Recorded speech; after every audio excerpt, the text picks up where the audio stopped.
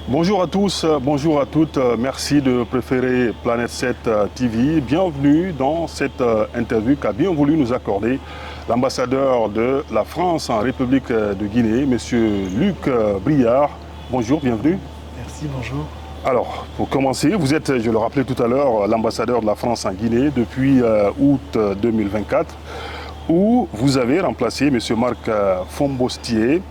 Comment avez-vous accueilli d'ailleurs cette nouvelle de revenir en Afrique pour servir la France? D'abord, j'ai été très honoré parce que c'est une belle charge qui m'est confiée et beaucoup de gratitude aussi au président de la République qui m'a confié cette mission et aussi beaucoup de gravité parce que c'est un moment charnière pour l'histoire de la Guinée, mais l'histoire du monde aussi. Tout à fait. Donc voilà, honoré et grave. Ouais. Honoré et grave. Alors, vous êtes dépositaire de l'autorité de l'État français en Guinée. C'est quoi votre mission fondamentale à Conakry? La mission d'un ambassadeur est un peu la même dans tous les pays du monde et c'est bien de rappeler que la Guinée est un pays du monde et que la France est un pays du monde. Il n'y a pas de relation spécifique, il y a une histoire particulière. Mais l'action d'un ambassadeur, c'est à la fois de défendre les intérêts de la France, qu'ils soient économiques, qu'ils soient aussi au niveau des principes, qu'ils soient au niveau des relations humaines, et puis d'engager avec ses partenaires un discours de négociation sur les grands textes internationaux pour faire advenir un multilatéralisme de solutions pour les populations. Voilà, c'est le même travail un peu partout, défendre la France et discuter avec tous les Guinéens, que ce soit les autorités comme la société civile. Ouais, justement, vous arrivez dans un contexte de transition en Guinée. Quelles ont été d'ailleurs vos premières résolutions avec les autorités guinéennes depuis que vous êtes là? D'abord, c'est une marque de respect. On respecte les autorités guinéennes et le peuple guinéen. La colonisation, c'est fini en 1958. Donc l'idée, c'est vraiment d'être d'égal à égal, d'être dans une approche réciproque et symétrique, d'être à l'écoute des besoins, celles des autorités comme celles des populations, et d'essayer, avec nos moyens, d'y répondre. Alors, parlez-nous de vos domaines d'intervention dans cette coopération franco-guinéenne. Quels sont les plus privilégiés, s'il y en a, dans cette coopération? Déjà, dans ce monde agité, c'est de bénéficier aussi de cette vision très singulière de la Guinée dans la sous-région, en Afrique et dans le monde. La Guinée, depuis 1958, a fait le choix de parler à tout le monde. Et nous voulons en faire un partenaire important du multilatéralisme. Ils n'ont pas quitté la CEDEAO. La Guinée est toujours membre de la CEDEAO. Ils ont réintégré l'OIF. Ouais. Donc pour nous, c'était important d'avoir ce dialogue de haut niveau parce que derrière cette appartenance au système des Nations Unies, au système sous-régional ou francophone, il y a des principes, il y a des valeurs en partage. Ouais. Ensuite, l'action est importante, c'est les actions économiques. Les autorités guinéennes, comme elles parlent à tout le monde, elles ont ouvert le jeu économique à toutes les entreprises du monde. Ouais. Je rappelle ici que nous ne sommes pas dans les mines, et qu'elles soient de bauxite et de fer, et que c'est la principale richesse de la Guinée. La France n'est pas présente dans ce domaine. Ouais. Donc nous avons une position économique intéressante, mais pas majoritaire ni prioritaire. En revanche, nous sommes très attachés à répondre à des besoins très intéressants demandés par les autorités sur financement, sur prêts guinéens, pour répondre aux besoins des populations. Je pense aux 4 hôpitaux régionaux, je pense à la TNT, je pense au radar civilo-militaire qui va permettre à la Guinée d'avoir une main souveraine sur son espace aérien. Ouais. Et puis les ponts matières qui vont permettre le désenclavement rural. Et puis le troisième grand domaine dans lequel nous intervenons, ce sont les investissements solidaires et durables, principalement de l'Agence française de développement et d'Expertise France, mais aussi de l'Institut Pasteur, mais aussi de l'Institut de recherche et de développement, c'est de CIRAD, de France Volontaire, c'est de permettre un meilleur accès à l'éducation, à la santé, des infrastructures énergétiques, de l'assainissement. Et dans ces investissements solidaires et durables, il y a un avantage comparatif de la France, qui est la culture. Nous avons la chance d'avoir un centre franco-guinéen culturel qui accompagne des artistes depuis des décennies et qui donne et qui offre une voix dans le monde à ces artistes. J'ai deux exemples. Le prix que Circus Baobab a obtenu à Monaco pour le cirque et qui a fait rayonner le cirque guinéen dans le monde. Et puis Queen Rima qui vient d'avoir le prix RFI des découvertes. C'est important tout ça. Alors parlant des droits de l'homme et de la liberté d'expression qui sont des valeurs, il faut le rappeler, dont la France est attachée. Depuis plusieurs mois, des activistes, journalistes ont disparu en Guinée, des médias fermés. Alors quelle est la position de la France par rapport à cette situation? Alors, là, vous l'avez dit, la France est attachée à des principes qui sont opposables en droit. Il y a des textes à la fois constitutionnels et réglementaires qui régissent la vie en Guinée. Nous respectons la souveraineté de la Guinée. Ces textes existent et évidemment, ils doivent être appliqués. Donc là, ce ne sont pas des règles que la France a imposées, ce sont des textes qui ont été choisis par les représentants du peuple guinéen et par les autorités. Nous sommes évidemment vigilants sur cet aspect-là. Nous avons notre porte-parole du ministère de l'Europe et des Affaires étrangères a exprimé encore récemment le point de vigilance qui est le nôtre sur cette réduction de l'espace civique en Guinée. Et nous avons confiance dans le fait que tout ça, dans le processus électoral qui commence, nous avons noté avec intérêt les déclarations du président Doumbouya lors de ses vœux sur la réouverture du jeu politique, etc. Donc nous sommes vigilants et nous allons évidemment regarder tout ça de près. D'accord. Pour aller un peu en profondeur, avez-vous échangé avec les autorités guinéennes sur ces questions ou essayé d'amorcer cette situation? Évidemment, évidemment. Le président de la République française, lorsqu'il s'est adressé aux ambassadeurs début janvier, il a rappelé l'attachement de la France au combat démocratique. Je rappelle d'ailleurs que nous soutenons vivement la Fondation de l'innovation pour la démocratie du professeur Achille Bembe, qui a un laboratoire à Abidjan, dirigé par Arthur Banga, et qui s'est fait une spécialisation dans la défense de la liberté d'expression. Dans ce discours, le président rappelait que nous devons défendre partout la démocratie, mais que parfois cela prend la forme d'une discussion avec les autorités du pays dans le silence des portes closes. C'est ça aussi la diplomatie. Nous ne rendons pas toujours public, nous ne devons pas rendre public les discussions que nous avons avec les autorités guinéennes, parce que il en va du respect de la souveraineté de la Guinée. Et je crois que tous les Guinéens sont très attachés à cette affaire. Et en même temps, nous avons un dialogue de haut niveau avec les autorités guinéennes.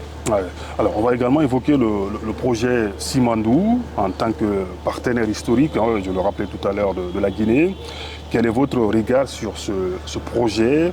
Êtes-vous optimiste qu'il peut vraiment sortir la Guinée de l'ornière?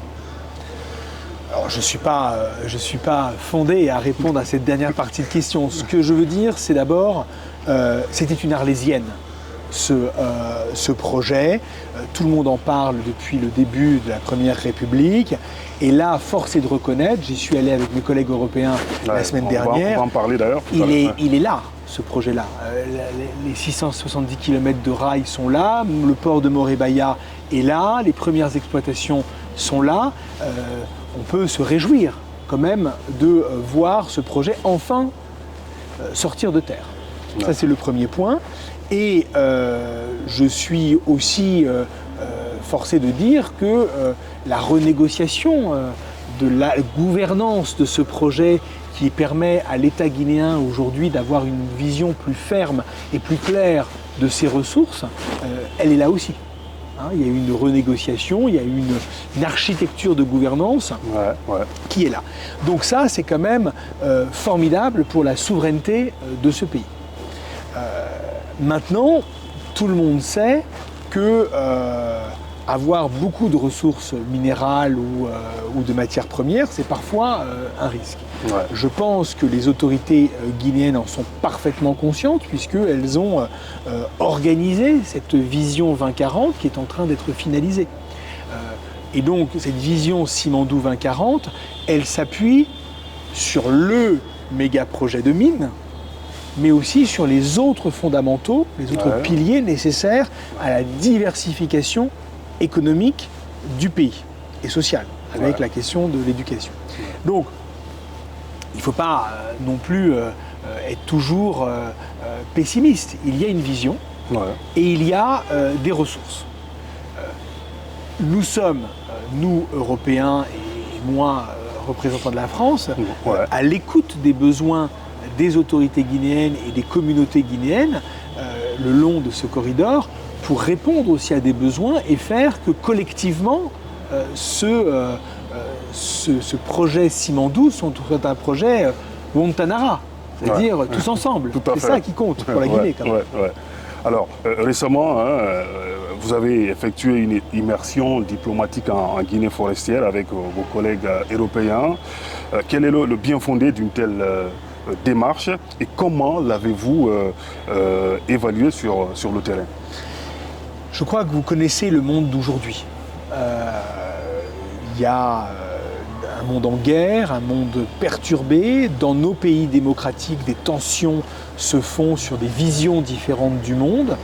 Et il y a en plus une crise financière qui fait que nos pays ne peuvent plus autant répondre qu'ils le souhaiteraient ou qu'ils le pourraient.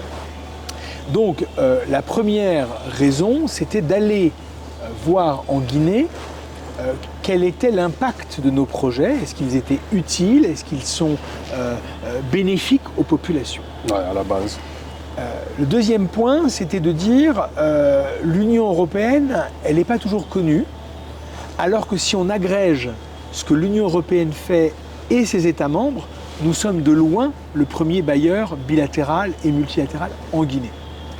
Et dans un monde où parfois on se moque de ce qu'est l'Union européenne, trop compliqué, trop loin, il était très important de dire que ça sert à quelque chose, l'Union européenne, que c'est là dans l'accompagnement des enfants qui vont à l'école, des malades qui vont à l'hôpital de Macenta, de projets agricoles, etc. C'est du concret.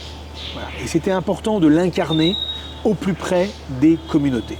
Et le troisième point, c'est qu'il y avait eu une immersion gouvernementale qui a inauguré d'ailleurs des projets que nous finançons, je pense au centre de formation professionnelle de Beila. C'était aussi d'aller voir ce qui s'est passé et puis évidemment de visiter ce projet de Simandou, de voir de nos yeux, vu à la fois les opportunités et puis, on ne va pas se mentir, les risques environnementaux dans une région qui est un foyer de biodiversité dans ce pays et qui est aussi à prendre en considération. Donc c'était un voyage d'études diplomatiques pour dire à nos contribuables, l'argent que vous investissez en Guinée, il n'est pas à pure perte. Dire aux communautés guinéennes, c'est pas de nous dire merci, c'est de dire voilà, nous prenons notre part aussi dans le développement du pays, et puis d'anticiper les besoins qui vont être générés par ce projet de Simandou. D'accord. Alors, le gouvernement a annoncé l'organisation du référendum constitutionnel le 21 septembre 2025. Selon vous, est-ce une étape cruciale pour le retour à l'ordre constitutionnel? Je ne crois pas que ce soit selon moi. Référendum constitutionnel, ordre constitutionnel, il y a au moins un point commun. Donc oui, évidemment, le référendum marque le plein retour dans l'ordre constitutionnel. Il y a d'autres étapes qui viendront après, mais le socle, il est là. Donc oui, on est content d'avoir un horizon. Je crois que les acteurs politiques de ce pays l'attendaient. Et donc, on attend le 21 septembre avec optimisme. Alors, pour clôturer ce chapitre Guinée, aujourd'hui, plusieurs populations, voire même des ministres, des cadres de l'administration apportent leur soutien à une candidature du général à la prochaine élection présidentielle. Selon vous, doit-il répondre à ces appels ou respecter ses engagements de départ? Alors là, je vais être très clair avec vous. La France ne s'intéresse pas et ne s'immisce pas dans les affaires politiques internes d'un État. Partout dans le monde, et en Guinée en particulier. Ouais, ce qui veut dire que si jamais il écoutait les populations, la France accompagnerait cet idéal. Nous n'avons pas à choisir les candidats aux élections présidentielles de ce pays. C'est un choix interne. D'accord. Alors, on va évoquer l'Afrique, M. Briard, que vous connaissez bien pour avoir servi au Sénégal ou encore au Maroc, pour ne citer que ces deux pays. Les relations diplomatiques sont restées très tendues avec les pays aujourd'hui réunis autour de l'AES. Quels commentaires faites-vous sur les décisions de ces pays vis-à-vis de la France? Je n'ai pas vraiment là non plus de commentaires, ce sont des options souverainistes. Nous avions répondu en 2013 à une demande souveraine de l'État Mali d'engager l'armée française dans cette région du monde. Des militaires français en ont payé le prix. Et ça, je crois que c'est important de le souligner. Ouais. Désormais, ces trois États ont fait un choix souverain qui implique une sortie de la CEDEAO, une sortie de l'OIF. C'est leur choix. On n'a pas à commenter les choix de ces pays. Je note qu'ils ne sont pas sortis du franc CFA, qu'ils n'ont pas quitté l'UEMOA. Voilà, il y a des points d'intérêt. Tout ça, de toute manière, c'est pas la France. Ouais. Nous, on respecte la souveraineté. Ce que je note de manière très claire dans les intentions des autorités guinéennes, je le disais tout à l'heure, ils n'ont pas quitté la CEDEAO, ils n'ont pas rejoint l'AES, ils n'ont pas quitté l'OIF, ils participent toujours aux organisations de maintien de la paix dans le monde, donc ils sont des membres actifs des Nations Unies. Dans un monde mouvementé, cette architecture internationale de paix, elle compte. Que la Guinée soit volontaire pour y participer, c'est un très bon point. Et nous qui sommes membres du Conseil permanent du Conseil de sécurité, nous voyons avec beaucoup d'intérêt et nous soutenons cette participation à ce multilatéralisme. Ouais. Alors, malgré les multiples efforts des États pour lutter contre l'immigration clandestine, des jeunes Africains continuent de mourir sur l'Atlantique ou la Méditerranée. Pour vous, c'est quoi aujourd'hui la solution face à ce fléau? D'abord, vous avez raison de dire que c'est un fléau, parce que d'abord ça vide les communautés des éléments souvent les plus dynamiques. Ouais. C'est un fléau parce qu'il y a des fuites de cerveau. Et c'est un fléau parce que, en effet, aujourd'hui, la violence des routes des migrations expose ceux qui les empruntent à un véritable calvaire. Ouais. Maintenant, quelle serait la solution facile, immédiate pour répondre à ce fléau? Je pense que si nous l'avions collectivement, ça fait longtemps que ce problème serait réglé. Il y a plein d'endroits. D'abord, il y a un plaidoyer à faire auprès des communautés pour dire que ce n'est pas la panacée. Et ici, nous soutenons une organisation très dynamique qui est l'OGLMI, qui fait ce travail de plaidoyer auprès des communautés. Ouais. Ensuite, il y a la question des causes profondes, c'est-à-dire de permettre le développement local. Ouais. Et c'est pour ça que nous regardons avec intérêt les conséquences locales du Simandou et de son corridor.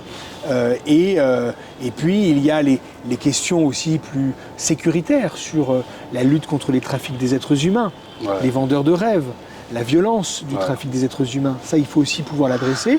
Et la Guinée, sur financement européen et mis en œuvre par un opérateur français, Civipol, va lancer un travail justement sur la lutte contre le trafic des êtres humains pour réduire justement cette pression sur les questions migratoires. On reste toujours en Afrique. Que vous inspire l'élection de Brice Oligui Nguema au Gabon? D'abord, c'est un choix souverain du peuple souverain gabonais. Je note que le processus de retour à l'ordre constitutionnel a pris grosso modo 18 mois, à peu près, qu'il s'est fait donc dans un temps rapide et qu'il y a eu vote souverain du peuple gabonais. Et il semblerait que pour une première fois depuis longtemps, le processus n'a pas été entaché de violence politique. Post-électoral. Voilà. Donc je trouve que c'est un bel exemple et c'est une belle leçon démocratique. Maintenant, eh bien, il faut voir comment ça va s'installer dans la durée. On va parler du monde, monsieur l'ambassadeur. La guerre en Ukraine continue malgré les différentes médiations internationales. Selon vous, comment parvenir aujourd'hui à une sortie de crise définitive dans cette guerre? D'abord, il faut rappeler avec force que dans ce conflit, il y a un agresseur, la Russie, et un agressé, l'Ukraine. Que ce ne sont pas des belligérants à mettre sur le même pied. Il y a un peuple et une armée qui se bat pour recouvrer la souveraineté de son État.